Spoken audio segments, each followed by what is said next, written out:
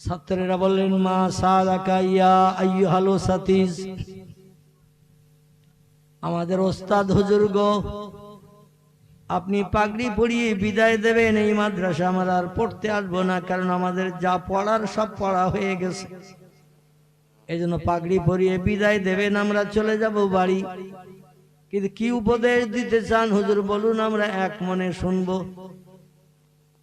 শিবলি রহমাতুল্লাহ আলাইহি বললেন, বাবা খুব ভালো করে শুনবেন, এই মাদ্রাসার ছাত্ররা তোমরাও একটু শুনে নাও বাবা।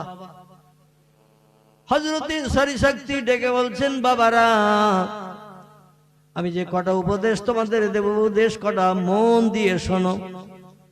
প্রথম উপদেশ হলো, আমার এখান থেকে পাগড়ি পরে বাড়ি যাওয়ার পরে দৈনন্দিন তোমাদের 100 পারা করে কোরআন প্রতিদিন পড়তে হবে। কপারা 100 পারা করে প্রতিদিন কোরআন পড়তে হবে। তো প্রতিদিন 100 পারা করে পড়লে কোরআন খতম হবে কদিনে? কদিন? আলহামদুলিল্লাহ, তাহলে এখনো ঘুমাননি আপনারা। 5 দিনে কোরআন খতম হয়ে যাবে। এইভাবে পড়া যদি চালু রাখতে পারো, কবরে যাওয়া পর্যন্ত কোরআন সিনায় নিয়ে কবরে যেতে পারবে। আর কবরে যদি কোরআন সিনায় নিয়ে যাও, কবরের বাবার ক্ষমতা হবে না কিয়ামত পর্যন্ত তোমাদের লাশের একটা পশমের গায়ে কামড় দেয়া, মাটি তোমাদের খাবে না। যেমন কবরে রাখা হবে তেমন অবস্থায় আল্লাহ তোমাদের কবরে রাখবেন। আল্লাহর বাণী কোরআন সিনায় জমা করে রাখার জন্য। এ বাবারা, 2 নম্বরের উপদেশ হলো, প্রতিদিন 5 ওয়াক্ত নামাজ যেন ছাড়বে না। নামাজটা হলো আল্লাহর সঙ্গে সম্পর্ক গাঢ় তৈরি করার জন্য 1 নম্বরের পন্থা। আফজালুল ইবাদাতি ইবাদাতিস সালাহ। আল্লাহ নবী হাদিস শরীফে জানিয়েছেন, আল্লাহকে রাজি করার জন্য যত ইবাদত আছে, ইবাদতের ভিতরে সেরা ইবাদতের নাম হলো নামাজ। কি নাম? নামাজ। এ বাবারা, প্রাপ্ত বয়স্ক তোমরা যারা হয়েছো, যারা হও নাই, যতদিন পৃথিবীতে হায়াতে বেঁচে থাকবে, প্রতি বছর রমজানের 1 মাস রোজা যেন কেউ কাজা করবে না, রোজা যেন নষ্ট করবে না। ছাত্ররা শুনলো, কেউ বা প্রাপ্তবয়স্ক, কেউ বা এখনো প্রাপ্তবয়স্ক হয়নি। শরীয়তের বিধান 12 বছর বয়স হয়ে গেলে ছেলেরা প্রাপ্তবয়স্ক হয়। আর মেয়েদের প্রাপ্তবয়স্ক হলো যেখান থেকে মেয়েদের প্রতি মাসে মাসে রোগটা শুরু হয়। আরবিতে যারে হায়েজ বলে, ইংরেজিতে যারে মেন্স বলে, বাংলায় যারে ঋতুকাল বলা হয়। মেয়েরা যখন থেকে প্রতি মাসে মাসে 3-4 দিন নাপাকি হয়, এই নাপাকি হওয়া থেকে তারা প্রাপ্তা বয়স্কা, এখান থেকে তারা সাবালিকা।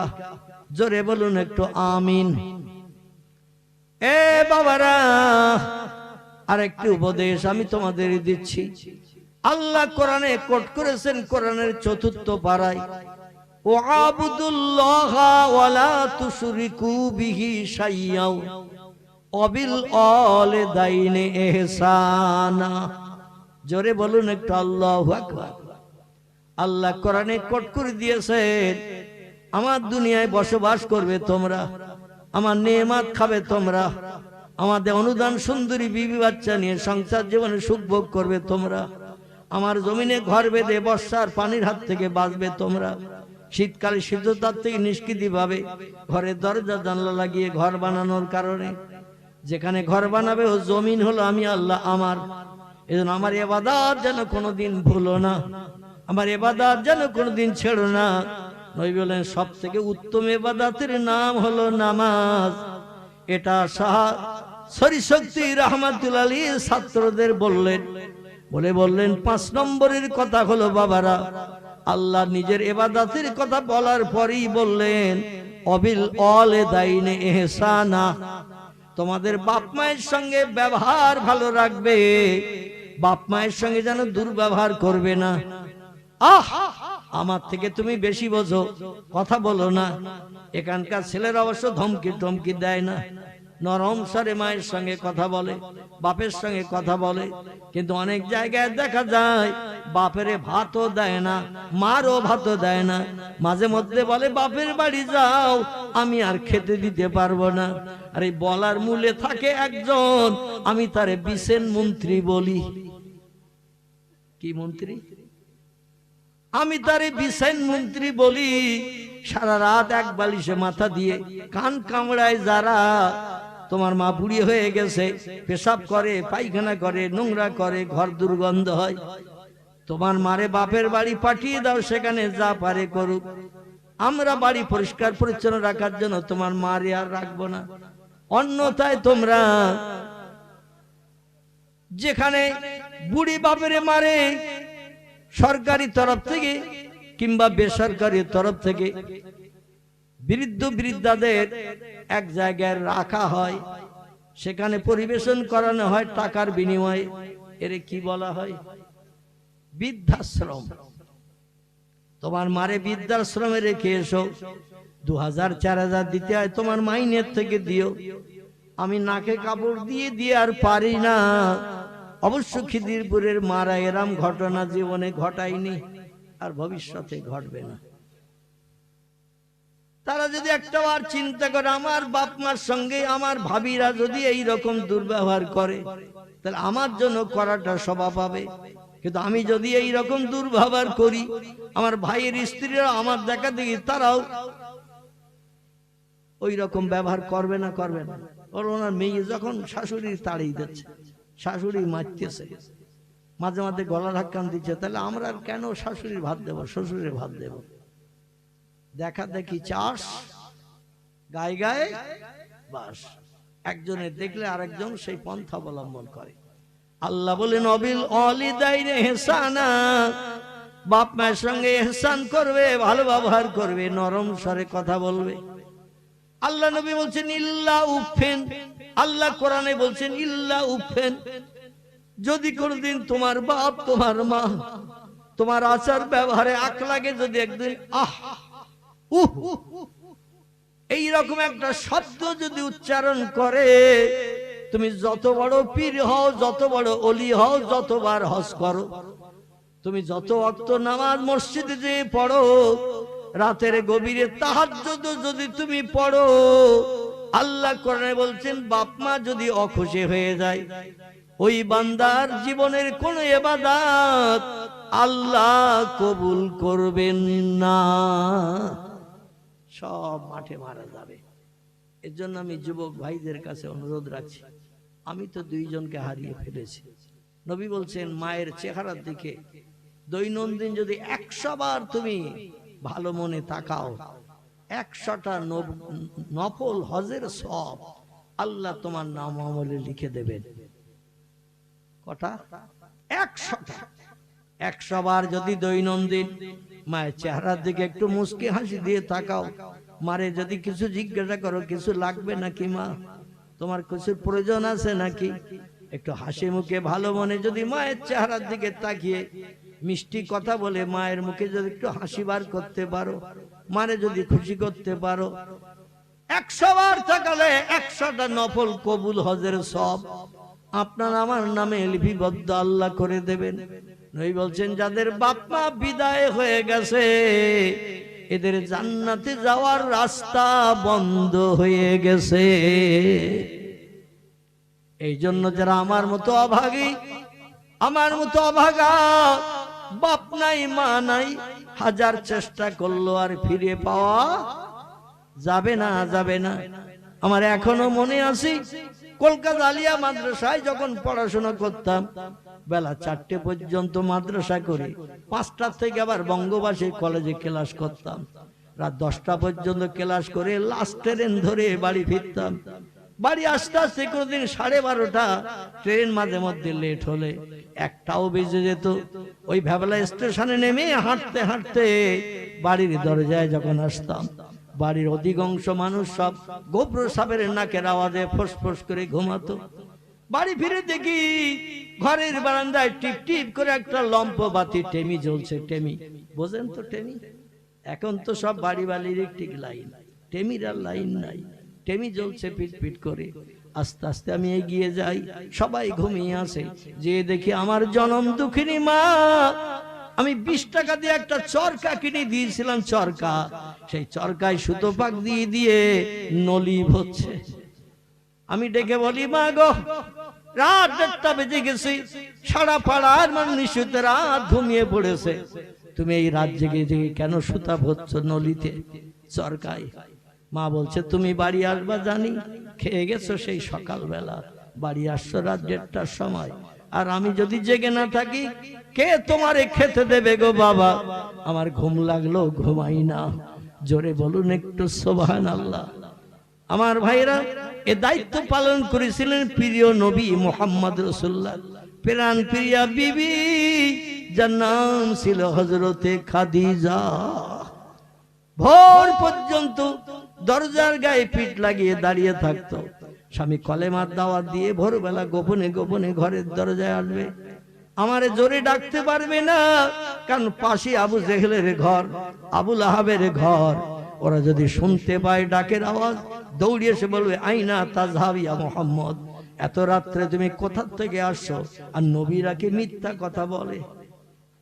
নবী তো ঘুরিয়ে আমাদের মতো মিথ্যা কথা বলতে পারবে না। একটু প্রয়োজনে অমুক জায়গায় খেজুর বাগানে গিয়েছিলাম, মিনা ময়দানে গিয়েছিলাম, নিজের প্রয়োজন ছিল। আমরা মাঝে মধ্যে ঘুরিয়ে বলি না, বলি না? পয়গম্বরে মৌলিদের দুটি আদর্শ অতি উত্তম।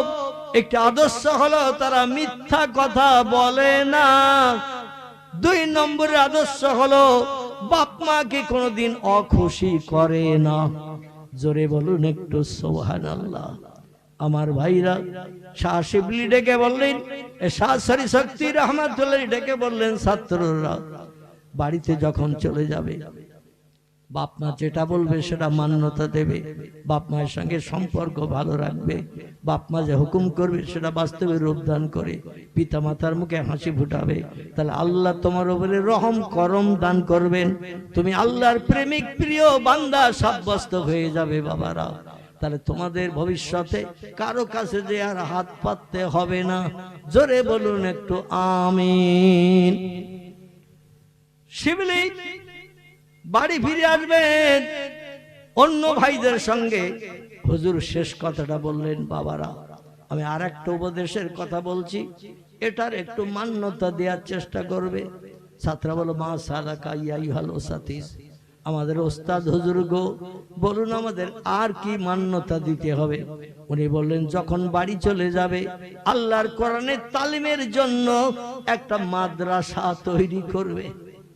হাফেজ ইয়াকুব সাহেব, পাড়ার আরো তো আলেম হাফেজ মোল্লা মৌলবী অনেক আছে না নাই? এই খিদিরপুর গ্রামে আরো আছে না নাই? কিন্তু তার সৎ উদ্দেশ্যটা কতটা একটু চিন্তা ভাবনা করেন। শাহ সরি শক্তি রহমাতুল্লাহ বললেন, বাবারা বাড়ি যে একটা কোরআনী তালিমের মাদ্রাসা বানাবে, এলাকার ছেলে মেয়েদের কোরআনী তালিম দেবে। আল্লাহর কোরআন যে ঘরে তেলাওয়াত হয় সে ঘরে আসমানি গজব পর্যন্ত আসে না। জোরে বলুন একটু সুবহানাল্লাহ। আল্লাহ হাড়িতে দানায় দানায় বরকত দেয়, রুজিতে শ্রীবৃদ্ধি করে দেয়। রোগ বেমারি থেকে আল্লাহ ওই বাড়ির মানুষকে নিষ্কৃতি রাখেন। আসমানি গজব বালা মুসিবত ওই ঘরে আসে না যে ঘরে দৈনন্দিন কোরআন তেলাওয়াত হয়। জোরে বলুন একটু সুবহানাল্লাহ। শিবলি উপদেশ কটা শুনেনি, বাড়ি ফিরে আসলেন, কিন্তু ঘটনা হলো তার বাবা দুনিয়ায় বেঁচে নাই। অধিকাংশ মাদ্রাসায় দেখবেন বাপ হারা ছেলে, মা হারা ছেলে, এই রকম ছেলেদের মাদ্রাসায় ভর্তি করানো হয়। কারণ স্কুল কলেজে পড়াতে গেলে টাকা পয়সা খরচ হবে। যিনি অভিভাবক দুনিয়া থেকে বিদায় হয়ে গেছে, বই কিনে দেবে কে, জামা কাপড় কিনে দেবে কে, পরীক্ষার ফিস দেবে কে? দেওয়ার তো কেউ নাই। পরের বাড়িতে ঝিয়ের কাজ করে কোন রকমে দুটো খাবার পায়, তাই নিয়ে বাড়ি চলে আসে। মা বেটা দুইজন এক জায়গায় বসে বসে ভাগ করে করে খায়। আচ্ছা, বেটা এবং মা যদি দুইজন পরের বাড়ি ঝিয়ের কাজ, কাজের মেয়ের কাজ করে যদি আসে, খাবার যেটা তারা দেয় ও খাবারটা মা বেশি নেয় না ছেলেরে বেশি দেয়? কারে বেশি দেয়?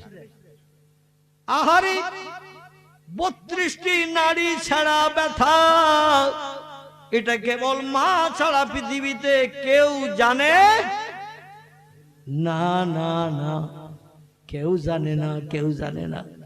একটা বাচ্চা যখন মায়ের উদর থেকে পৃথিবীতে আসে, বিজ্ঞানীরাও একমত, তাফসীরের কিতাবেও একই তথ্য দেয়া হয়েছে। সূক্ষ্ম সূক্ষ্ম সরু সরু 32টা নাড়ি ছিঁড়ে একটা বাচ্চা, ছেলে হোক বা মেয়ে হোক, এই পৃথিবীর জমিনে যখন ভূমিষ্ঠ হয়, 32টা নাড়ি ছিঁড়ে আসে। দেহের 3 ভাগের 2 ভাগ রক্ত এই নাড়ি ছেঁড়ার কারণে বেরিয়ে যায়। অনেক মা বেহুশ হয়ে যায়, অনেক মার ধৈর্য সহ্য করে পরবর্তী তার নিঃশ্বাস টেনে ফেলতে পারে না। কত মা সন্তান প্রসব করতে যে মৃত্যুর করে ঢলে পড়ে না, পড়ে না, কত মা মারা যায়, কত মা। আমার ভাইরা, এই পৃথিবী থেকে সন্তানের নাড়ি ছেঁড়া ব্যথার কথা মনে রেখে তারা দেখবেন সন্তানকে বেশি খাওয়ায়, নিজে গালের ভিতর থেকেও খাবার বার করে সন্তানের খাওয়ায়। জোরে বলুন একটু আমিন। তো শিবলি হুজুরের কথা শুনে বাড়ি ফিরে এসে, খুব সংক্ষেপ করে গল্প আকারে বলছি, বাড়ি ফিরে এসে ইরাকের দেশে একটা নদী আছে, কম বেশি আপনারা নদীর নামটা জানেন। এই নদীটির নাম হলো দাজলা নদী। কি নাম বললাম? দাজলা নদী, জাজলা না, দাজলা।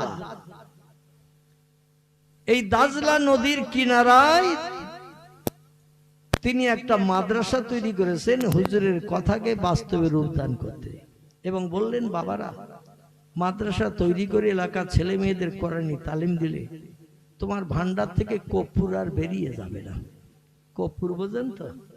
পেট্রোলের ব্যারেলে সিবি যদি খুলে রেখে দেন 3 দিন, ওর ভিতরে পেট্রোল আর 5 লিটার থাকবে তো? কর্পূরের মুখ যদি আলগা করেন সিবি ছোট বোতলে, দেখবেন ও আস্তে আস্তে গুঁড়ো ছোট হয়ে যাবে, কারণ এ খুব বেশি সময় থাকে না। তো যাই হোক, কোরআন সিনায় জমা করে রাখার জন্য হুজুরের নির্দেশটাকে বাস্তব জীবনে রূপদান করতে যে ইরাকের বিখ্যাত নদী দাজলা নদী, আর একটা নদী আছে ফোরাত। কি নাম বললাম? ফোরাত। এই নদীর তলা শুকিয়ে যাবে, পয়গম্বর 1450 বছর আগে বলেছে। এই নদীর পানি শুকিয়ে যাবে, তলা বেরিয়ে যাবে, আর এই ফোরাতের নদীর তলায় সোনার পাহাড় বেরিয়ে যাবে। আচ্ছা, এই খবর যদি আমরা শুনি, নদীর পানি শুকিয়ে গেছে, তলায় সোনার পাহাড় বেরিয়েছে, আমরা এখান থেকে দৌড়বো না? দৌড়বো না? 1 ভরির দাম এখন কত? 1,40,000। তো 40 জায়গায় আরো 5,000 কম করে ধরি, 1,35,000 টাকা। ছোট্ট একটা 1 টাকার কয়েন, 1 টাকার কয়েন ও 10 গ্রাম ওজন। আগে দুটো 10 পয়সা, দুটো দিলেই 10 গ্রাম হতো, 5 গ্রাম করে। ছোট্ট একটা সোনার দোলা 1,35,000 টাকা। এতটা যদি পাজা করে সিঁড়ি একবার বাড়িয়ে আনি, তাহলে আর কোনোদিন কাজ টাজ করতে হবে বলে মনে হয়? টোটো টোটো চালাতে হবে? মসজিদে ইমামতি করার দরকার হবে? হবে? কারোর কিচ্ছু করার দরকার হবে না। শুধু একটু একটু কাটবো, আর বসিরহাটে সেনকো বা এইরকম আলপনা আছে না, জুয়েলার্স, শুধু যেয়ে বলবো যে মাল ওজন করে, নগদ পয়সা মিটিয়ে দেন। কিন্তু এই সোনা নিতে যাবে পার্শ্ববর্তী বিভিন্ন দেশের মানুষ, এই সোনা নিতে যেয়ে 1,999 জন মারা যাবে, একজন বাঁচবে। কজন? 1,000 লোকের ভিতরে 999 জন ফাইট করতে যে, এ বলে আমি নেবো, ও বলবে আমি নেবো। এই নিয়ে কেউ কাউকে দিতে চাইবে না, আত্মসাৎ করতে চাইবে, সেখানে লড়াই হবে। 1,000-এর ভিতরে 999 জন মারা যাবে, একজন বাঁচবে। এইভাবে শেষে দেখা যাবে সোনা নেওয়ার লোক নাই। জোরে বলুন সুবহানাল্লাহ। আমার ভাইরা, তো ফোরাত নদী যার কিনারায় কবরস্থ হয়ে আছেন কারবালা নামক প্রান্তরে বিশ্ব নবীর প্রিয় নাতি ইমাম হোসেন রাদিয়াল্লাহু। আর এই ইরাকের আরেকটি এলাকা, সেখানে আছে দাজলা নদী। সেইখানে শাহ শিবলি নৌমানি রহমতুল্লাহ হুজুরের কথার মর্যাদা দিয়ে মাদ্রাসা বানিয়েছে। তো এলাকায় ঢাকরা দিল, যেমন আপনাদের ইয়াকুব সাহেব মাদ্রাসা করে এলাকায় খবর দিয়েছে না, দেয়নি? যে এখানে ছেলে মেয়েদের কোরআনী তালিম দেওয়া হবে, আপনারা ছেলে দেন, মেয়ে দেন, পড়ান। প্রত্যেকটি কর্তৃপক্ষ এলাকায় জানান দেয়। তো উনি জানান দিয়েছেন, দেশের লোকেরা বলছে ফকির বিদ্যা শিখিয়ে ছেলে মেয়েদের কোনো লাভ নাই। এটা আল্লামা রুহুল আমিনের জমানায়ও ওই ভবানীপুরের জমিদারেরা বলেছিল, এ রুহুল আমিন, তুমি ফকির বিদ্যা শিক্ষা করে কি পয়সায় করে? আমার 3টে ছেলে, একটারে ব্যারিস্টার করব, একটারে উকিল করব, একটারে মাস্টার করব। ভবানীপুরে জমিদার বাড়ির লোক, মানে খেয়াঘাট পেরিয়ে ওপারে যেই ওখানে ছিল তারা শিকারি বাবুরা, খোঁজ নেবেন পেয়ে যাবেন। তা আল্লামা হুজুর বললেন, একটারে আপনি ব্যারিস্টার কেন করবেন? বলে জজ হিসাবে তিনি রায় দেবেন, অনেক বড় মাইনে পাবেন, সরকারি মাইনে। বলে আরেকটার উকিল করবেন কেন? বলে হাজার হাজার বিঘে জমি আছে, একটা ছেলে উকিল করলে আর উকিল ধরে পয়সা দিতে হবে না জমি ঠিকঠাক করতে। বলে আরেকটারে কি করবেন? বলে মাস্টার করবো। 3 ছেলে আমার, 3টে ছেলের একটা মাস্টার করবো। বলে মাস্টার করে কি লাভ হবে? বলে মাস্টার দলিল পত্র পড়বে আর ভাইদের যুক্তি পরামর্শ দেবে, এইভাবে এই কাজ করতে হবে, তাহলে জমি আর কেউ কেড়ে নিতে পারবে না। তো বললেন ঠিক আছে। শিকারি বাবু, আমার বাবা মুন্সি দবিরউদ্দিন আমারে মৌলভী লাইনে পড়াচ্ছেন, আমি মৌলভী হয়েছি, ওয়াজ নসিহত করছি, কিন্তু আপনার মনে কি হয় আমার আয় কম, আপনার ছেলেদের আয় বেশি? বলে সরকারি চাকরি করবে, হাজার হাজার টাকা মাইনে পাবে, ওকালতি করবে, লোকের কাছ থেকে টাকা নেবে, জায়গা জমি ঠিক করে দেবে, মাস্টার হবে, চাকরি করবে, মাইনে পাবে, বাড়ি জায়গা জমিগুলো রক্ষণাবেক্ষণ করার সুবিধা পাবে, লোকেরা দলিল দেখাতে হবে না। বলছেন শোনেন, আমি রুহুল আমিন এই মৌলভী হয়ে ফকিরি বিদ্যা শিক্ষা করি, আল্লাহ এত টাকা আমারে দিয়েছেন, বসিরহাট থেকে শ্যামবাজার পর্যন্ত কম বেশি 70 কিলোমিটারের মতো রাস্তা। আমি রুহুল আমিন ইচ্ছা করলে 2 ধারের 10 কাঠা করে জমি আমি কিনে নিতে পারি। আর একটু জোরে বলা যাবে না? আল্লামা রুহুল আমিন বলেছিলেন বসিরহাট থেকে শ্যামবাজার পর্যন্ত ওই 5 মাথা ঘোড়ার মাথা আছে না, ওইখানে তখন 79C বাস রুট চলতো, ওখান পর্যন্ত শেষ ছিল। বলে আমি ইচ্ছা করলে এই 70 কিলোমিটারের মতো রাস্তা 2 ধারের মেন রোডের ধারে জমি আমি 10 কাঠা করে কিনতে পারি। শিকারে বাবু শুনি তো থ। আচ্ছা হুজুর কথাটা মিথ্যা বলেছিলেন? কথাটা মিথ্যা বলেননি, কথাটা বাস্তব সত্য বলেছিলেন। এখন এলাকায় ঘোষণা দিলেন হযরতে শাহ শিবলি রাহমাতুল্লাহ আলাইহি, আপনারা ছেলে মেয়ে দেন। বলে তুমি ফকির বিদ্যা শিখে এসেছো, আমার ছেলে মেয়েদের ফকির বিদ্যা শিখিয়ে আমরা ওদের ভবিষ্যৎ নষ্ট করব না। কেউ ছেলে দেয় না। মাদ্রাসা হয়েছে চাল দিয়ে, কাঠির বেড়া দিয়ে, আর উপরে হালকা ছাউনি দিয়ে, খেজুরের পাতা দিয়ে চাল, কিন্তু ছেলে কেউ দেয় না। তুমি পাড়ায় ঢাকটা দিয়ে ফিরে যাচ্ছেন, কোনো বাড়িওয়ালা কোনো বাড়িওয়ালি ওনারে বললেন না যে আমার ছেলেটারে কালকে তোমার মাদ্রাসায় ভর্তি করব, তোমার শখ মিটাবো। মুখ কালো করে বাড়ি আসতে আসতে একজন বৃদ্ধা রমণী দরজার পাশে দাঁড়িয়ে থাকা, বিধবা, স্বামী নাই, ডেকে বলছেন ও শিবলি।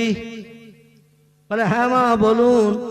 বলে কজন ছাত্র দিয়েছে, কাল থেকে তোমার মাদ্রাসা চালু হবে। বলে বুড়িমা কথার কেউ দামও দেয়নি, ছেলে দেওয়ার ওয়াদা কেউ করেনি। বলে খালি মুখে ফিরে যাচ্ছ মুখ কালো করে। বলে কি করব মা, 2-1 যদি রাজি হতো তাহলে খুব ভালো হতো। বুড়ি বললেন বাবা তুমি একটা কোরআনের হাফেজ মানুষ, শরীয়তের বিজ্ঞ পণ্ডিত, দিন শরীয়তের পূর্ণ আইন তুমি পালন করে চলো, মাথায় টুপি, মুখে দাড়ি, গায়ে লম্বা জামা, নবীর ওয়ারিস তুমি, আর দিনের দাওয়াত দিয়ে চলে যাচ্ছ, কেউ তোমার কথায় রাজি হয়নি বাবা। তোমার কালো মুখ দেখে আমার বড় কষ্ট লাগছে হৃদয়। ও বাবা, আমার একটা মাত্র ছেলে আছে, স্বামী হারা বিধবা নারী আমি, ভবিষ্যতে আর বিয়েও করব না, বিয়ের পিড়িতেও বসবে না, সন্তান আর হবে না, আমার একটা ছেলেই ভবিষ্যৎ। বলে বুড়িমা কি বলতে চাচ্ছেন বলুন। বলে আমার ছেলেটা তোমার মাদ্রাসায় ভর্তি করে দিতে পারি বাবা। একটা ছেলে যদি আমি ভর্তি করি তুমি কি পড়াবে? বলে হুজুরের কথার মর্যাদা রাখতে যে একটা ছেলে হলো আমি পড়াবো। জোরে বলুন সুবহানাল্লাহ। বুড়ি বললেন বাবা তুমি পড়াবে আমার ছেলেটারে? বলে হ্যাঁ। বলে আমি খুব খুশি হলাম তোমার কথা শুনে, তবে আমার একটা ওয়াদা আছে, বক্তব্য আছে, সেটাকে তুমি বাস্তবে রূপদান করবে। শিবলি বলে মা সাদাকি ইয়া উম্মি, ও জননী মা কি বলতে চাইছেন একটু বলুন। বলছে আমি পরের বাড়িতে ঝিয়ের কাজ করি, কাপড় কাচা কাজ করি, রান্না করা কাজ করি, ঝাড়ঝুট দেই, পানি এনে দিই নহর থেকে, পরের বাড়িতে কাজ করি, তাই আমার কিছু খাবার দেয়, কাজের বিনিময়ে ওই খাবার নিয়ে বাড়ি আসি আমি। খাবার নিয়ে বাড়ি এসে আমরা দুই মায়ে বেটা খাই। আমার স্বামী জায়গা জমি কিচ্ছু রেখে যায় না, কোনো ব্যাংক ব্যালেন্স কিছু আমার জন্য গস্তিত টাকা রেখে যায় নাই। প্রতিদিন যা খেটে পাই তাই দুই মায়ে বেটা খাই। তবে আমি ছেলে দেব তোমার মাদ্রাসায়, ওয়াদা করেছি অবশ্যই দেব। আল্লাহ ওয়াদা ভঙ্গ করেন না, আমি আল্লাহর কথাকে বাস্তবে রূপদান করে আমি ওয়াদা ভঙ্গ করব না। তবে দায়িত্ব হলো আমি পরের বাড়িতে কাজে যাই সকালবেলা, বাড়ি ফিরি সন্ধ্যাবেলা। ও শিবলি মাদ্রাসা যখন চালাবে আমার ছেলেটার আমার বাড়ি থেকে তোমারে নিয়ে যেতে হবে। আমি বাড়ি থাকি না, আমার ছোট্ট ছেলে 5 মতান্তরে 6 বছর বয়স, তোমার মাদ্রাসা কোথায়ও চেনে না জানে না, এজন্য আমার ছেলেটারে তোমার মাদ্রাসায় নিয়ে যেতে হবে। আবার পড়া শেষ হয়ে গেলে আমার ছেলেটারে আমার বাড়িতে পৌঁছে দিয়ে যেতে হবে। এই দায়িত্ব যদি পালন করো বাবা, তাহলে তোমার মনে শখ মিটাবো, মুখে হাসি ফোটাবো।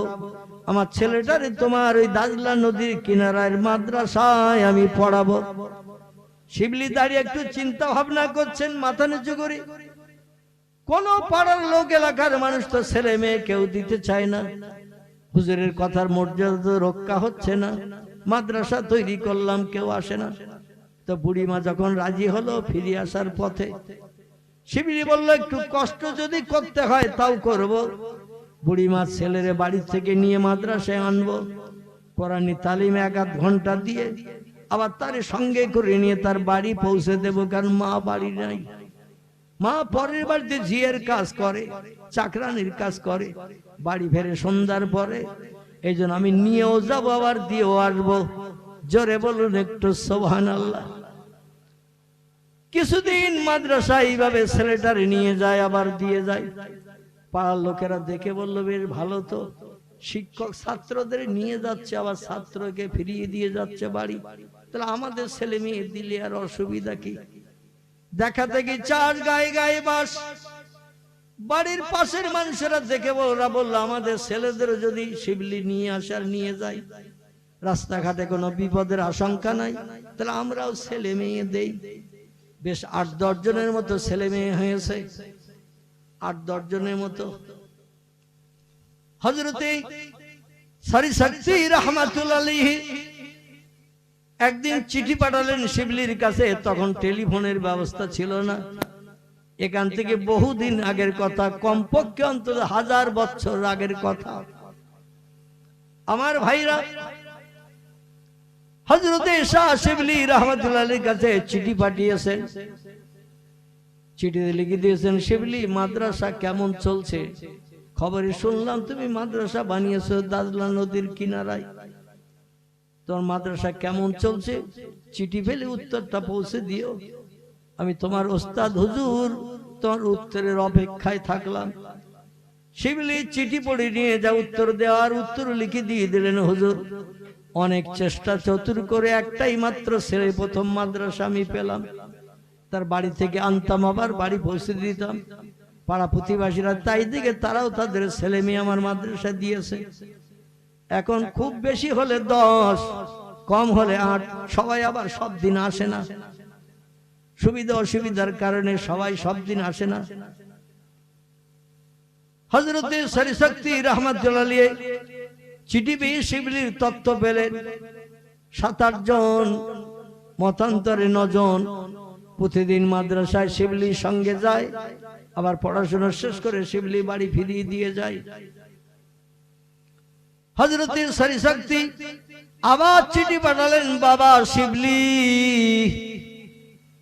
তুমি একটা দিনক্ষণ করো, আমি তোমার মাদ্রাসায় যে এইরকম একটা ওয়াজের মজলিস করব। আজকের যেমন মজলিস, একটা ওয়াজের মজলিস করব, কোরআন সম্পর্কে এলাকার মানুষের মগজ ধোলাই করব, কোরআনের মর্যাদা সম্পর্কে বলবো, কোরআন ছেলে মেয়েদের পড়ালে লাভ কি হবে আমি লাভের তত্ত্ব দেব। তুমি একটা দিন সাব্যস্ত করে আমার একটু জানিয়ে দিও। আর এলাকার সব লোকদের বল, আমার হুজুর আসবে, আমার ওস্তাদ হুজুর আসবে, তিনি একটি মজলিসে কিছু বক্তব্য রাখবেন, গ্রামবাসীরা সবাই এসো। শেষ করে দেই নাকি? শেষ করে দেই, আবার অন্যদিন হবে। কারণ আমি তো এই ঘরের মুরগি, আমি তো ডোব ছেড়ে চলে যাব না, ঠিক কি না? শিবলি রাহমাতুল্লাহ আলাইহি হুজুরের জন্য একটা ডেট করলেন। হুজুর দিনের দিন আসছে, এলাকার মানুষেরা খবর পেয়েছেন ওনার ওস্তাদ আসবে, মাদ্রাসা সম্পর্কে কোরআন সম্পর্কে তথ্য দেবে। সেদিন মাদ্রাসা ছুটি দিয়েছে, খুব সংক্ষেপ 1-2 মিনিটের ভিতরে, যদিও লম্বা ঘটনা, আমি সংক্ষেপ করে বলছি। তো উনি মাদ্রাসা সেদিন ছুটি দিয়েছে, আজকের মাদ্রাসায় জলসা। যেমন আজকের মাদ্রাসা চলিয়েছে, এই মাদ্রাসা হেফজ মাদ্রাসা আজকে চলিয়েছে, ছেলেদের আজকে ছাড় দেওয়া হয়েছে। আজকের ওয়াজ হবে, আনন্দ ফুর্তি করে ঘুরে বেড়াও, পাগড়ি পরানোর সময় সবাই স্টেজে থাকবা। ঠিক না ভুল? ছেলে মেয়েদের ডেকে বললো, শোনো, পাড়া প্রতিবাসী আসবে, কোরআনের আলোচনা শুনবে। ওই পাশে দাজলা নদীর ঘাট থেকে তোমরা ছোট ছোট পাত্র ভরে পানি এই মশকে মিটে ভরো। কালো মিটে ছিল না আমাদের দিকে আগে, কালো মিটে সরিষা টরিষা, চাল ধান এটা ওটা রাখতো, মুসুরির ডাল, যাতে ইঁদুর খেতে না পারে, এ ছিল না আগে। এখন তো সব বস্তা। বলে এই বড় মেটেটা জ্বালা মেটে যারে বলা হয়, তোমরা ঘাট থেকে পানি তুলে নিয়ে এসে জ্বালা মেটে ভরে রাখবা। এলাকার লোকেরা যখন আসবে, এই মেটের থেকে পানি নিয়ে ওযু করে পবিত্রতা অবলম্বন করে বসবে। কারণ কোরআনের মজলিসে বসতে গেলে একটু পবিত্রতা অবলম্বন করতে হয়। জোরে বলুন সুবহানাল্লাহ। কিন্তু অনেক আমার যুবক বন্ধু আছে, 3টি বিড়ি টেনে এসে বসে। ঠিক বললাম না ভুল বললাম? বিড়ি টেনে, ওযুর দরকার নাই, কুলি করারও দরকার নাই, টেনে এসে বসে। জোরে বলুন একটু নাউজুবিল্লাহ। বিড়ি খাওয়া হালাল না হারাম? হারাম। কুল্লু মুস্কিরিন হারামুন। নবীজি হাদিস শরীফে জানিয়েছেন, প্রত্যেকটি নেশাকর বস্তু পান করা, খাওয়া হলো হারাম। আরে হারাম জিনিস খেয়ে বসলে মগজে ঢোকবে কিছু?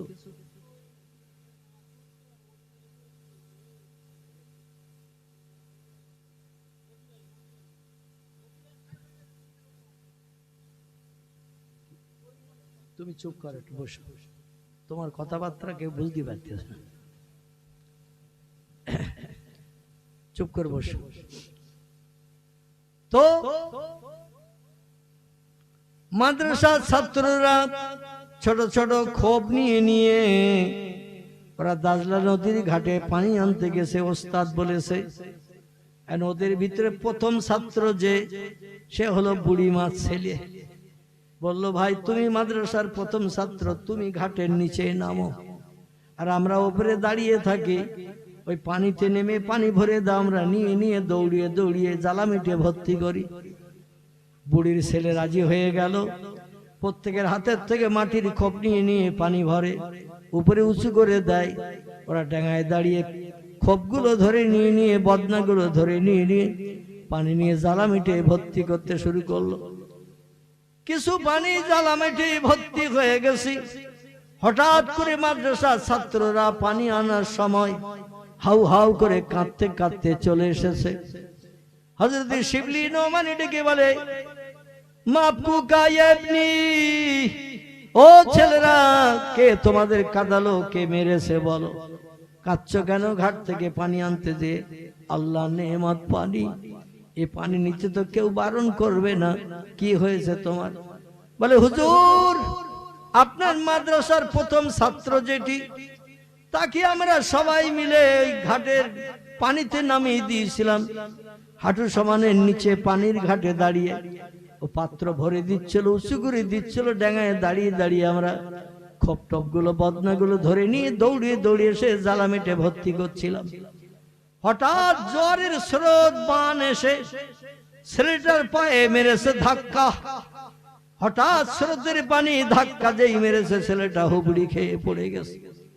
হুজুর, আমরা দাঁড়িয়ে আছি 5-7 মিনিট 10 মিনিট, ছেলেটা ঠেলে উঠবে এই চিন্তা ভাবনা করে, কিন্তু 10 মিনিট 15 মিনিট হয়ে গেল, ছেলেটা আর ওই পানিতে যে হুবড়ি খেয়ে পড়ে গিয়েছিল, বানের পানির স্রোত তার পায়ে ধাক্কা লাগানোর কারণে হুজুর ছেলেটার উঠিনি। তে আমাদের মাদ্রাসার প্রথম ভাই পানি পুরিয়ে দিতে যে তিনি পানির তলায় তলিয়ে গেছে, দাজলা নদীর পানির তলায়। তাই আমরা হতাশে আপনার কাছে সে খবর দিলাম, হুজুর আপনি এখন কি করবেন করুন। বাচ্চা ছেলে মেয়ে 7 বছর 8 বছর 9 বছর এইরকম বয়স, কোরআনের তালিম নিচ্ছে, তারা কাঁদছে। হুজুরের চোখ দিয়ে টপ টপ করে পানি বেরিয়ে গেছে। বলে, আমার মাদ্রাসা উদ্বোধন করেছে যে ছেলেটি, সেই ছেলেটি পড়াশোনায় সব থেকে এগিয়ে গেছে, কারণ সে আগে ভাগে ভর্তি হয়েছিল তাই, আর সেই মারা গেছে। বলে, নাম ইয়াই হলো সাফিস। হুজুর, উনি পানি ভরে দিতে যে পানির স্রোতে সে পায়ে ধাক্কা মেরেছে, হুবড়ি খেয়ে পাশে পড়ে গেছে। আর ওখানে ঘোলের পানি পাক খাচ্ছিল। হুজুর, উপরের পানি তলায় নিয়ে যায়, ঘোলের পানি পাক খেলে তলায় কোথায় চলে গেছে বলতে পারবো না। অনেক সময় দাঁড়িয়েও তার নাম নিশানা হদিস পেলাম না, এই জন্য আপনার কাছে খবর দিলাম। শিবলি কাচ্ছে, কি করি এখন? জলসা তো মাথায় উঠে গেছে। 2-10 মিনিটের ভিতরে আমার পীর সাহেব আসবেন, যে সময় বলে দিয়েছিলেন ঘোড়ার পিঠে চেপে কিংবা উটের পিঠে চেপে আসবেন, তখনকার যানবাহন এটাই ছিল। সময় দিয়েছেন, এই সময়ের ভিতরে আসবেন, কিন্তু কি অঘটন ঘটে গেল। হযরতের সারি শক্তি এসে হাজির হলো। বলে, মা হালুকা মাকবরুকা ইয়া শিবলি, খবর কি, কেমন আছো বলো। শিবলি হাউ হাউ করে কান্না শুরু করেছে। সারি শক্তি ডেকে বলে, শিবলি রে, আজ আনন্দের দিন, খুশির দিন, তোমার মাদ্রাসায় জলসা হবে, কোরআন হাদিসের আলোচনা হবে, এলাকার মানুষ শুনবে, তুমি কাঁদছো কেন বাবা? বলে, হুজুর, আমার মাদ্রাসার প্রথম উদ্বোধন করা ছাত্রটা ওই যে দূরে ঘাট, নদীর ঘাট, ওইখানে পানিতে নেমে পানি ভরে দিচ্ছিল, আর বাকি ছেলে মেয়েরা সব পানি নিয়ে এসে ওই বড় জ্বালামিটা দেখছেন, ওইটা ভর্তি করছিল। কার লোকজন আসবে, উজু করে মজলিসে বসবে, কোরআনের আলোচনা শুনবে। হুজুর, সব সর্বনাশ হয়ে গেছে। সারি শক্তি ডেকে বলে, শিবলি রে, যে মারা গেছে তার দাঁত পাওয়া যাবে না, চলো তো দেখি নদীর ঘাটে। নদীর ঘাটে যে দেখলেন পাশে একটা ঘোলের পানি পাক খেয়ে খেয়ে উপরের পানি তলায় যাচ্ছে, তলার পানি পাশ দিয়ে ঠেলে উঠছে, কিন্তু ছেলেটার কোনো হদিশ নাই। অনেক সময় দাঁড়িয়ে দাঁড়িয়ে চতুর্দিকে খোঁজ খবর নিল, পাশে দূরের দিকে ভেসে উঠেছে কিনা একটু দেখি। দূরের দিকে তাকিয়ে দেখে সেখানেও নাই, যেখানে পড়েছে সেখানেও নাই। হযরত সারি শক্তি রাহমাতুল্লাহ আলাইহি শিবলি 2 জন নদীর ঘাটে পানিতে নেমেছেন, ঘাটের কিনারায়। যতটা খোঁজাখুঁজি করার খোঁজাখুঁজি করেছে, কিন্তু তাদের পায়েও লাগে নাই, হাতেও লাগে নাই বুড়িমার ওই ছেলেটি। শিবলি বলে, হুজুর, জলসা যার হবে না, মন ভালো না। সারি শক্তি ডেকে বলে, শিবলি, এত দূর পথ কষ্ট করে আমি সায়ের করে আসলাম, আর তোমার মাদ্রাসায় জলসা হবে না, আমি তো ওটা মনে কোনো মতে মেনে নিতে পারছি না। শিবলি বলে, হুজুর, ওই বুড়িমা প্রথম ছাত্র দিয়েছিল, অভাগী নারী, স্বামী হারা বিধবা, তার ছেলের সঙ্গে করে নিয়ে মাদ্রাসায় আনতে হয়, পড়া শেষ হয়ে গেলে আবার বাড়ি পৌঁছে দিতে হয়। মা বাড়িতে থাকে না, সকালবেলা উঠে পরের ঘরে কাজ করতে যায়, সারাদিন কাজকর্ম করে যা দুটো খাবার দেয় নিয়ে বাড়ি আসে, মাই বেটা দুইজনে ভাগাভাগি করে খায়। ওই বুড়ির কাছে যে আমি কি তথ্য দেব যে ওনার ছেলে বেঁচে নাই। শক্তি ডেকে বলে, শিবলি মন খারাপ তোমার, তুমি হয়তো তত্ত্ব দিয়ে বুড়ি মারে খুশি করতে পারবে না, আমারে নিয়ে চলো বুড়ির বাড়ি, আমি যে বুড়িরে সান্ত্বনা দেব, আমি বুড়িরে বলবো আল্লাহ যারে ডেকে নেন, যার তকদিরে আল্লাহ যেটা লিপিবদ্ধ করে রাখেন সেটাই তার নসিবে জোটে। আত-তাকদিরু লা ইয়ারুদ্দু ইল্লা বিদুআ। জোরে বলুন একটু সুবহানাল্লাহ। নবী বলেছেন, দুনিয়ায় মানুষ জন্ম নেওয়ার আগে আল্লাহ তার তকদির লিপিবদ্ধ করে দুনিয়ায় পাঠান। যার তকদিরে যেটা লিখেছেন পরিবর্তন হবে না, তো একটা মাত্র ক্ষেত্রে তকদির পাল্টায়, পরিবর্তন হয়, সেটি হলো চোখের পানি আর হাতের দোয়া। জোরে বলুন একটু সুবহানাল্লাহ। আমার ভাইরা বলেন, আমি বুড়িরে বলে বুঝাবো, কারণ এই পৃথিবী থেকে আল্লাহ যার ইচ্ছা করেন তারে তুলে নেন, আল্লাহ যার ইচ্ছা করেন তারে হায়াতে বাঁচিয়ে রাখেন, আল্লাহর উপরে সব নির্ভর করে। ওর ছেলের তকদিরটা এইরকম আল্লাহ হয়তো লিপিবদ্ধ করেছিলেন, দাদরা নদীর ঘাটে পানিতে, নোনা পানিতে ডুবে মরবে, চলো আমারে নিয়ে চলো, তোমার কিছু বলতে হবে না। চলতে চলতে সন্ধ্যা হয়ে গেছে, বুড়ির বাড়ির সামনে গুরু শিষ্য দুইজন হাজির, শক্তি এবং শিবলি নোমানি রাহমাতুল্লাহ আলাইহি দুইজন হাজির।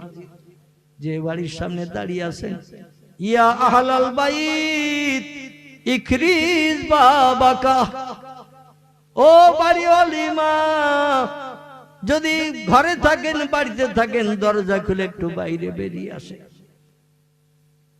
বুড়ি বাইরের আওয়াজ শুনে বুঝতে পেরেছে আমার ছেলের ওস্তাদ শিক্ষক এসেছে। একটা মানুষের সঙ্গে 2 মাস সময় যদি দেখা সাক্ষাৎ কথাবার্তা হয়, কথা বললেই তার আওয়াজ বোঝা যায় না, চেনা যায় না। এক বাড়িতে যদি 4 জন নারী থাকে, 4 জনের 4টে ভাই স্বামী, বড় ছেলে যদি ডাকে দরজা খোল, ছোট বউ কি দরজা খুলবে? মেজো ভাই যদি বাড়ি এসে বলে দরজা খোল, বাড়ি এসেছি, বড় বউ কি দরজা খুলবে? কণ্ঠের আওয়াজ শুনলেই বুঝতে পারবে মেজো জন এসেছে কিংবা ছোট জন এসেছে। যার স্বামীর কণ্ঠ যে স্ত্রী বসবে তারাই দরজা খুলে ডাকবে, ঠিক না ভুল? শিবলির কথা শুনে বুঝতে পেরেছে বুড়ি আমার ছেলের ওস্তাদ এসেছে। দরজা খুলে বাইরে বেরিয়ে দেখে 2 জন মেহমান দাঁড়িয়ে। বুড়ি বলছেন, মানান তামেসমুকা, আপনি কে? আপনারে তো চিনলাম না। ও শিবলি, তোমারে দেখে চিনতে পেরেছি, আমার ছেলের ওস্তাদ তুমি, কিন্তু তোমার সঙ্গে আরেকজন কে? শিবলি বলছেন, হুজুর আপনার পরিচয় চাচ্ছেন, এবার আপনি বলুন, আপনি তো আমার কথা বলতে নিষেধ করেছেন। শক্তি ডেকে বলছেন, বুড়ি মা, আজকের মাদ্রাসায় জলসা, আমি ওয়াজ নসিহত করতে এসেছিলাম, কিন্তু দুর্ভাগ্য তোমার এই ছেলেটা দাজলা নদীর ঘাটে নেমে পানি ভরে দিচ্ছিল খোপে বদনায় পাত্রে, আর মাদ্রাসা অন্য ছাত্র ছাত্রীরা সব দৌড়িয়ে দৌড়িয়ে এনে জ্বালামিটে ভর্তি করছিল।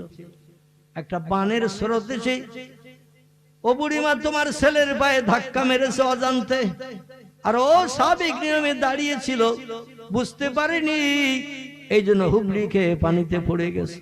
আর যেই পড়ে গেছে ওই ঘাটের পাশেই ঘোলের পানি পাক খাচ্ছিল, ওই ঘোলের পানি কথায় তলিয়ে নিয়ে গেছে। আমরা বহু চেষ্টা চতুর করেছি, ঘাটে নেমেও খুঁজেছি, তোমার ছেলেটারে আর পাই নাই। ও বুড়িমা, তোমার ছেলে দুনিয়া থেকে বিদায় নিয়েছে, আল্লাহ তারে ডেকে নিয়েছে, এই তথ্যটা দিতে এসেছি। এরপরে লোকজন যারা আসবে তাদের কাছে কোরআন হাদিসের কিছু আলোচনা করা হবে। বুড়িমা তুমি ক্ষমা করো, অনিচ্ছাকৃত তোমার ছেলে নদীর পানির তলায় তলিয়ে মারা গেছে। বুড়ি বলছে, শিবলি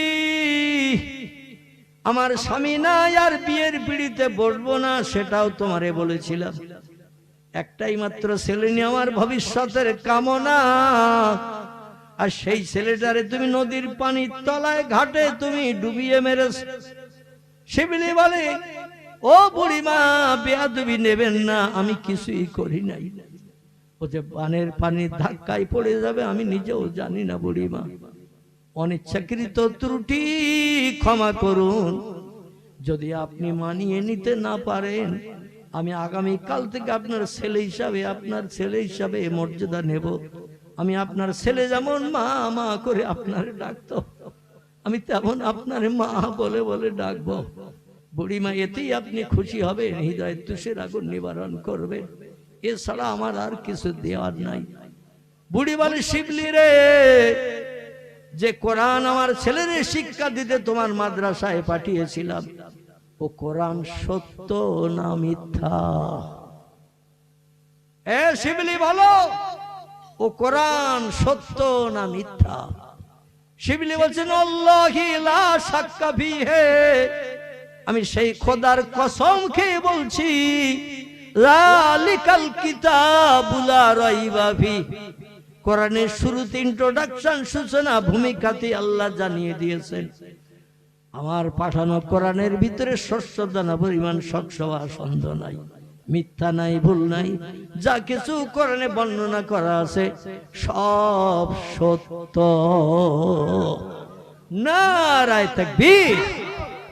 বলি, শিবলি যদি আল্লাহর কোরআন সত্য হয়, আমার ছেলে যখন বাড়ি থেকে কোরআন বুকে বেঁধে নিয়ে তোমার মাদ্রাসায় পড়তে যায়, আমি তখন কোরআনের মালিককে ডেকে ডেকে প্রতিদিন বলি, আল্লাহ আমার ছেলেটারে তোমার রাস্তায় ছেড়ে দিলাম কোরআনী তালিমের জন্য শিবলির মাদ্রাসায়।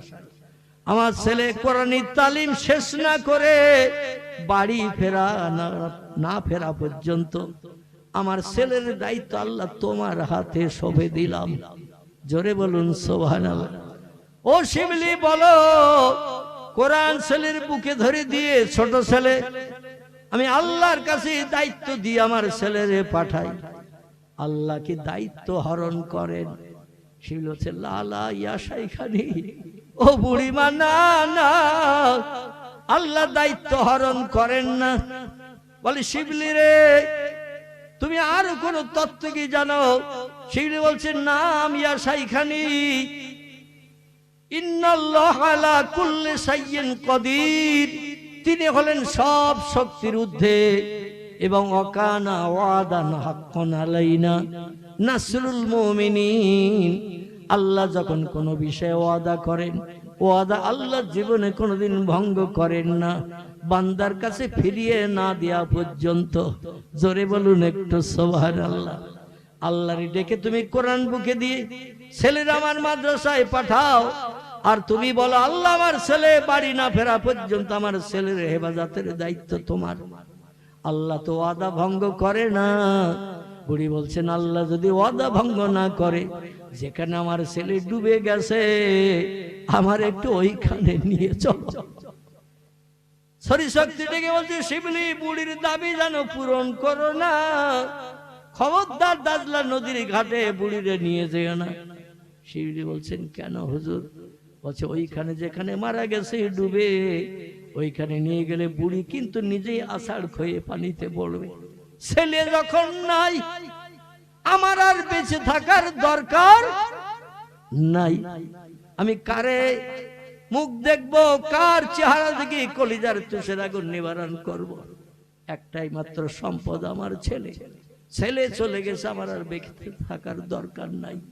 ও বুড়ি ধৈর্য ধরতে পারবে না, ওই ঘাটের পাশে পানিতে লাফ মেরে পড়বে। সাঁতার জানি কিনা জানি না, যদি সাঁতার না জানে স্রোতের পানিতে তারে কোথায় তলিয়ে নিয়ে যাবে তার ঠিক নাই।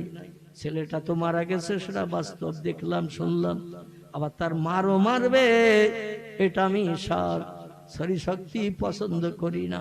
এই জন্য বুড়ির নিয়ে যেও না। বুড়ি বলল, শিবলি তোমার হুজুরের কথা মোতাবেক আমার যদি দাজলা নদীর ঘাটে নিয়ে না যাও, আমি কিয়ামতে তোমারে ছাড়বো না, আমি কিয়ামতে তোমারে ছাড়বো না গো শিবলি। শিবলি বলে হুজুর যা ঘটনা ঘটবে আমি বুড়ি মারে না নিয়ে যে পাচ্ছি না। ছেলের মরণের জায়গাটা দেখে যদি হৃদয়ে তুষের আগুন একটু নিভে, যন্ত্রণা একটু কমে, ব্যথা যদি দূর হয়, সেটাই আমার জন্য সৌভাগ্য। ওস্তাদ রাজি না, শিবলি না নিয়ে ছাড়বে না। বুড়ির সঙ্গে করে নিয়ে সেই মাদ্রাসার পাশে ইরাকের দাজলা নদীর ঘাটে নিয়ে হাজির করেছে। বুড়িরে ডেকে বলছেন, বুড়ি মা, এই ঘাটের পাশে স্রোত এই দিকে যাচ্ছিল, এই পাশে তোমার ছেলে পড়েছে, আর পানির ঘোলে তলায় যে কোথায় চলে গেছে জানি না। বুড়ি বলছেন, ও শিবলি, তুমি এবং তোমার ওস্তাদ দুইজনে আমার সঙ্গে দুখানা হাত একটু আল্লাহর কাছে তোলো, আমি দোয়া করব, তোমরা একটু আমার দোয়া শুনে আমিন আমিন করবে। আমরা যখন মসজিদে নামাজ পড়তে যাই, যে কোনো মসজিদে নামাজ পড়তে গেলে ইমাম সাহেবেরা দোয়া করলে আমরা আমিন আমিন বলি না? এই আমিন আমিন বললে আল্লাহ বড় পছন্দ করেন দোয়াটা। হাজার মানুষের আমিন আমিন আল্লাহ সহ্য করতে পারেন না, দোয়াটা কবুল না করে ফিরান না। একটু জোরে বলুন। আহারে, মা দোয়া করছেন ছেলের জন্য। আমাদের দোয়ার, সন্তান হারা মায়ের দোয়া কি এক? আকাশ জমিন পার্থক্য। হৃদয়ে জ্বলছে তুষের আগুন, সন্তান মরার শোক, চোখ দিয়ে টপ টপ করে পানি পড়ছে বুড়িমার। ওস্তাদ শক্তির চোখ দিয়ে পানি পড়ে না। শিবিলির নিজের হাতের গড়া প্রথম ছাত্র, তার চোখ দিয়ে টপ টপ করে পানি পড়ছে।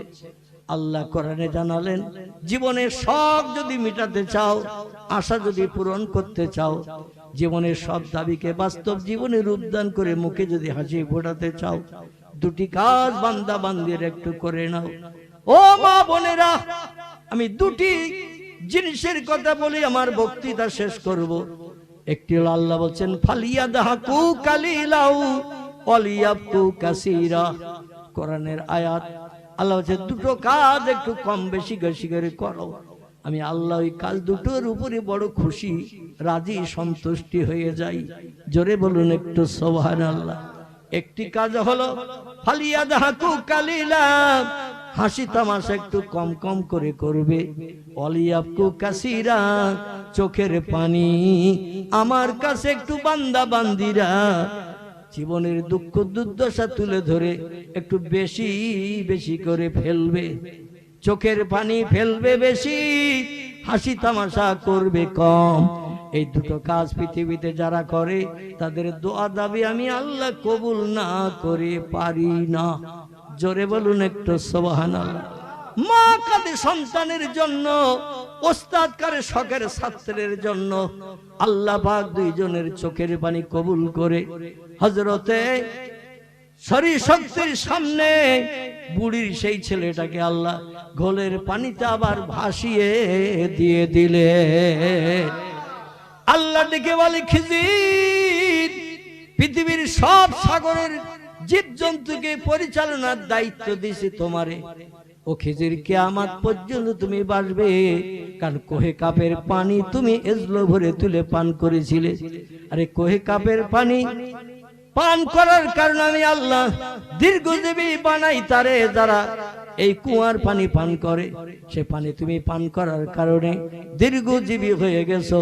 তাই তোমার উপর একটা দায়িত্ব দিয়েছি, সাগরের পানিতে যত জীবজন্তু থাকে তাদের পরিচালনার জন্য। আমি আল্লাহ হুকুম করছি, ওই ছেলেটা ঘোলের তলায় যেখানে চলে গেছে সেখান থেকে উঠিয়ে দাও। ওর মায়ের চোখের পানি আমি আল্লাহর সহ্য করতে পারছি না। চিল্লায় বলুন একটু সুবহানাল্লাহ। দুনিয়ার বিজ্ঞান যেখানে ফেল, দার্শনিক যেখানে ফেল, ইঞ্জিনিয়ার যেখানে ফেল, ডাক্তার যেখানে ফেল, মাস্টার যেখানে ফেল, সেখানে জয়ী কে? সেখানে জয়ী আল্লাহ। আল্লাহ মরাকেও জিন্দা করে বুড়ির করে ফিরিয়ে দিলেন। তাহলে কিসের উপলক্ষ করে? মাদ্রাসায় কোরআনের তালিমের উপলক্ষ করে। জোরে বলুন একটু সুবহানাল্লাহ। সেই কোরআনের তালিম এখানে শুরু হয়েছে। 1 বছর এখনো পূর্ণ মনে হয় নাই, কিছুদিন মনে হয় আমার ধারণা বাকি। তার ভিতরেই 3টি ছেলে মাথায় পাগড়ি দিয়ে এখানে হাফেজের সার্টিফিকেট নিয়ে চলে যাচ্ছে। এটা একটা খিদিরপুর গ্রামের সৌভাগ্যের কথা, এটা একটা সুনামের কথা। আল্লাহ মাদ্রাসার উন্নতি আরো ত্বরান্বিত করুক। এলাকার মানুষের মহব্বত, প্রেম, ভালোবাসা, হেফজ মাদ্রাসার উপরে আল্লাহ বেশি বেশি মহব্বত তৈরি করার তৌফিক দান করুক। সকলে আপনারা একটু প্রচেষ্টা চালাবেন যাতে মাদ্রাসাটার বাকি কাজ সম্পূর্ণ হয়, মসজিদেরও বাকি কাজ সম্পূর্ণ হয়। ছোট ছোট বাচ্চা ছেলে এখান থেকে হাঁটাচলা করে দূরের মসজিদে যে নামাজ পড়ে যাওয়া আসার পথে বিপদ ঘটতে পারে কিনা, এই জন্য আমি অনুরোধ রাখছি। এখন আর এক এক করে নাম ধরে আপনাদের কাছে চাইব না। কোরআনের ইজ্জত রক্ষার খাতিরে যারা যারা পকেটে করে নিয়ে এসেছেন, আমি অধম গুনাহগার নাদান, আমার হাতে কিছু দেওয়ার জন্য টপ টপ করে একটু উঠে আসেন। এখনই দোয়া করব, এখনই দোয়া করব। আমি এক এক করে নাম ধরে আর চাইব না। যারা যারা এনেছেন, আমি অধম গুনাহগার নাদান, আমার হাতে দেওয়ার জন্য এই মাদ্রাসার উন্নতি কল্পে 10, 20, 50, 100, 200, 500 যার যেমন ক্ষমতা আছে আপনারা টপ টপ করে একটু চলে আসেন, একটু উঠুন ভাই। আর যদি না ওঠেন তো কমিটির ছেলেরা এক একজন যাবে, কমিটির ছেলেরা এক একজন একটু টপ টপ করে চলে যাও। অনেক লম্বা সময় হয়ে গেছে, অনেক লম্বা সময় হয়ে গেছে।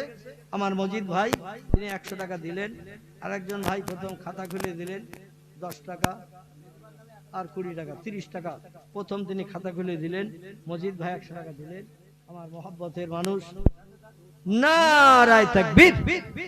একটু আওয়াজ দেবেন। পয়সা দিতে কষ্ট আমি ওটা জানি, কিন্তু আওয়াজ দিতে কি কষ্ট। একটু জোরে আওয়াজ দেন, শয়তান দূর হয়ে যাবে। একটু জোরে আওয়াজ দেন, নারায়ে তাকবীর, নারায়ে তাকবীর। আমার একজন যুবক ভাই 500 টাকা নগদ দিয়েছেন, বলুন মারহাবা, জোরে বলুন মারহাবা। আল্লাহ দান কবুল করুন, মনোবাঞ্ছা পূর্ণ করুন, উদ্দেশ্য সফল করুন, একাল পরকালে ভালো দান করুন। একজন ভাই দিয়েছেন 20, 40 টাকা, আল্লাহ দান কবুল করে নিন। আর একজন ভাই দিয়েছেন 20 টাকা, 200 টাকা, আল্লাহ দান কবুল করে নিন। আর একজন ভাই দিয়েছেন 100 টাকা, আরেকজন দিয়েছেন খুচরো কত টাকা, 20 টাকা, 10 টাকা মনে হয়, আল্লাহ দান কবুল করে নিন। আমার মহব্বতের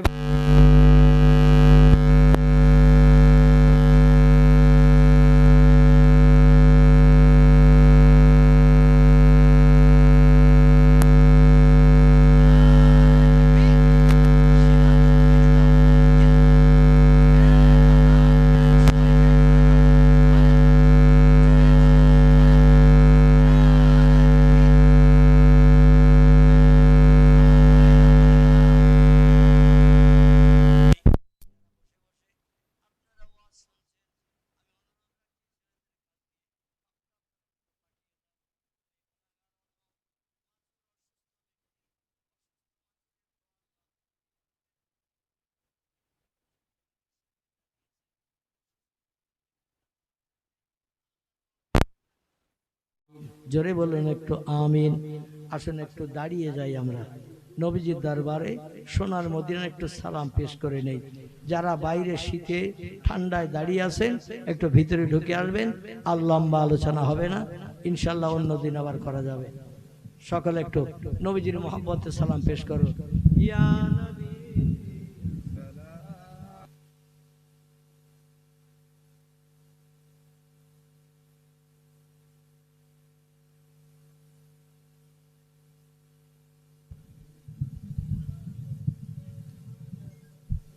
বক্তারা বক্তৃতা করলে গা গরম হয়, আর শ্রোতারা বসে বসে শুনলে কিন্তু হিমালয় পাহাড় হয়ে যায়। এই জন্য আমি এত সময় আপনাদের জোরে আওয়াজ দিয়ে কথা বলতে বলি নাই, আর বললেও আপনারা আমার কথার মর্যাদা তেমন দিতে পারেন নাই। তো নবীর মহব্বতে আওয়াজ কি একটু বেশি করে তোলা যাবে না? ভোর 4টের মতো আওয়াজ দিয়ে নবীর শানে দরুদ পড়বে। সালাম একটু মহব্বতের সঙ্গে উচ্চ রবে পড়ুন। ইয়া নবী সালাম, ইয়া রাসূল সালাম, ইয়া হাবিব সালাম আলাইকা সালাতুল্লাহ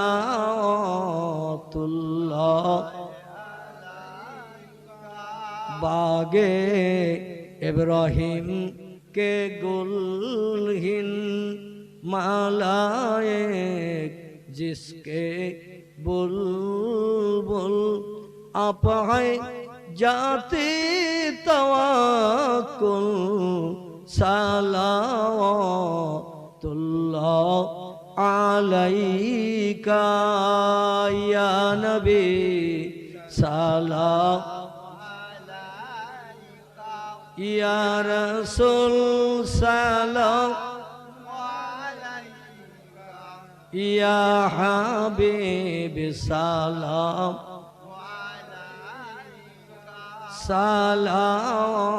सलावतुल्लाह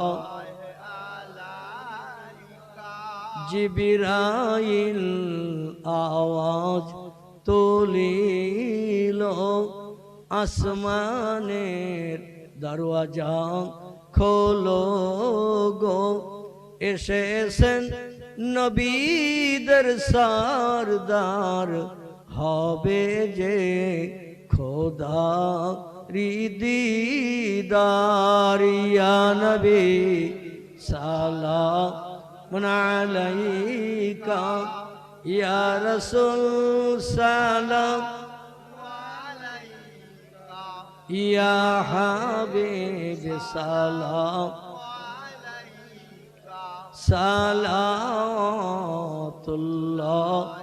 अलैका সকলে সামনে গিয়ে এসে বসেন সকলে একটু সামনে গিয়ে এসে বসেন যারা রাস্তার উপরে দাঁড়িয়ে আছেন তাদের একটু ভিতরে ঢোকার সুযোগ করে দিন বালাগাল উলা বিকামালিহি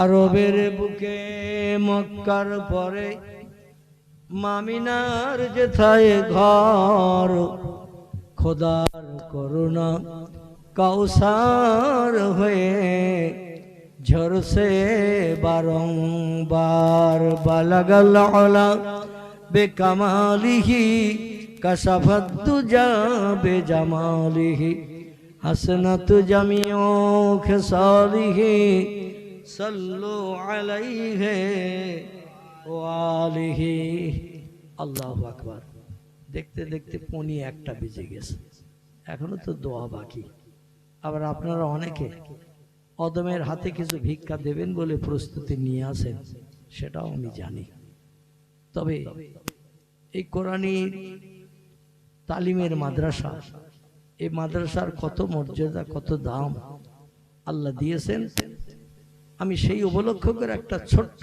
তথ্য আল্লামা শিবলি নোমানী রাহমাতুল্লাহের জীবন ইতিহাসের একটা তথ্য দিচ্ছিলাম কিন্তু জিন্দাকে কেমন আল্লাহ মারেন আজকের আর আলোচনাটা হবে না মরারে আল্লাহ কেমন করে জিন্দা করেন ওই আলোচনাটা আমি রাখবো রাজি আছেন সকলে আচ্ছা দোয়া হওয়ার আগে উঠে যাবেন কে কে বাড়ি একটা হাত তোলেন তো দেখি